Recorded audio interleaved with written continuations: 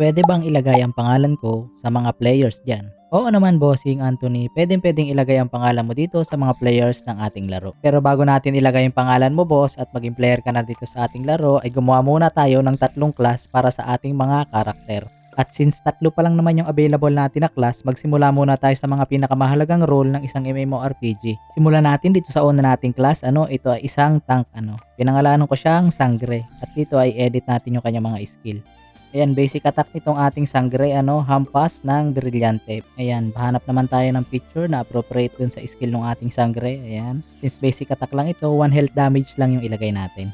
Lipat naman tayo dun sa first skill ng ating Sangre. So, ang naiisip ko dito ay nag-aapoy na espada, Naghahanap lang ako dito nung para nag-aapoy na espada.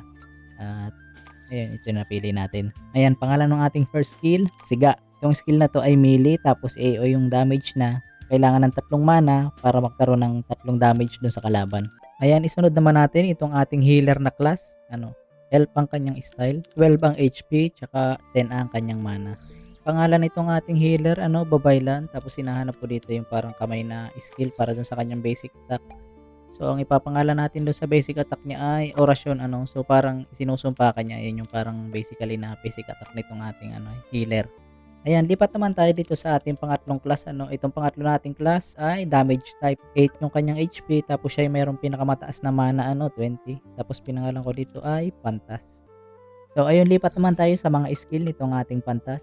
So, para sa basic skill nitong ating Pantas, gahanap ako dito nung parang style ay tungkod.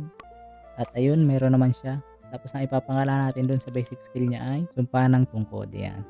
Para naman doon sa kanyang first skill, ang naiisip kong ipangalan ay bitak na lupa. So ayun, naghahanap ako dito nung parang style ay bato o lupa. At ayun na, tapos na tayo. Pagkatapos natin i-balance yung mga skill nito, ay kulayan naman natin itong ating Pantas, para kakulay siya ng ating tatlong class. At ayan, kung makikita nyo dito, okay na yung ating tatlong class at pwede na itong i-deploy para sa ating mga players.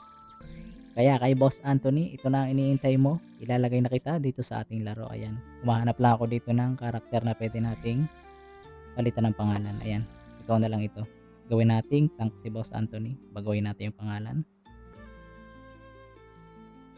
Ayan, boss. Isa ka ng Sangre. Level 1 tank. Ayan. Sunod naman natin si Bossing Zack. Ayan. Gawin natin si Bossing Zack isang Pantas damage type. Ayan. Baguhin natin yung pangalan nitong isang karakter dito. At ayan, bossing, isa ka ng level 1 na Pantas, wizard type damage.